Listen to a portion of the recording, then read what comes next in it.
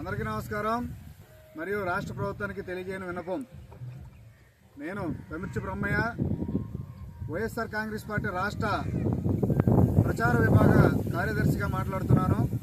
ఈరోజు రాష్ట్రంలో రైతుల పరిస్థితి ఏ విధంగా ఉందంటే, కొనుక్కోవడానికి బంగారమైన దొరుకుతుంది కానీ యూరియా మాత్రం దొరకట్లేదు.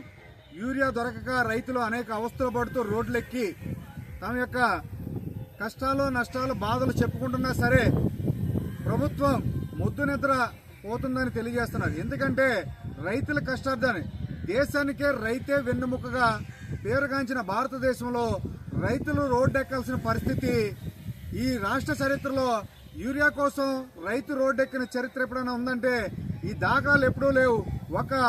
ఈ కూటమి ప్రభుత్వం ఏర్పడిన తర్వాతే రైతులు యూరియా కోసం రోడ్డెక్కిన చరిత్ర ఏర్పాటైంది.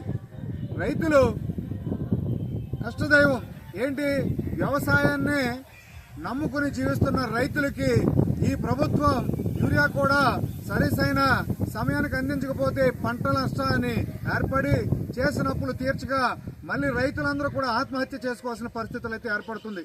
గత వైఎస్ఆర్ కాంగ్రెస్ పార్టీలో వారి యొక్క ప్రభుత్వంలో ప్రతి గ్రామాన రైతు భరోసా కేంద్రాలను ఏర్పాటు చేసి ఆ రైతు భరోసా కేంద్రాల్లో రైతులను సమీకరించి వారు చేస్తున్న పంటలకు ఏ విధమైన మందులు, ఏ విధమైన ఎరువులు ఏ సమయానికి వాడాలో అనే సదస్సులను ఏర్పాటు చేసి అన్ని రకాల ఎరువులను అందుబాటులో ఉంచి రైతులు చేసుకునే వ్యవసాయాన్ని దండగనే కాడించి పండగలా చేసిన వైఎస్ఆర్ కాంగ్రెస్ పార్టీలో ఏ విధమైన కొరత లేదు. కానీ ఈరోజు సాక్షాత్తు మన రాష్ట్ర ముఖ్యమంత్రి వర్యులు శ్రీ నారా చంద్రబాబు నాయుడు గారే చెప్తున్నారు, యూరియా అధికంగా వాడడం వల్ల క్యాన్సర్లు వస్తున్నాయి, క్యాన్సర్లో బారిన పడి అనేక మంది ప్రజలు ఇబ్బంది పడుతున్నారని యూరియాను తగ్గించాం. ఈ సంవత్సరం 4 లక్షల మెట్రిక్ టన్నులు ఎరువులైతే తగ్గించాము.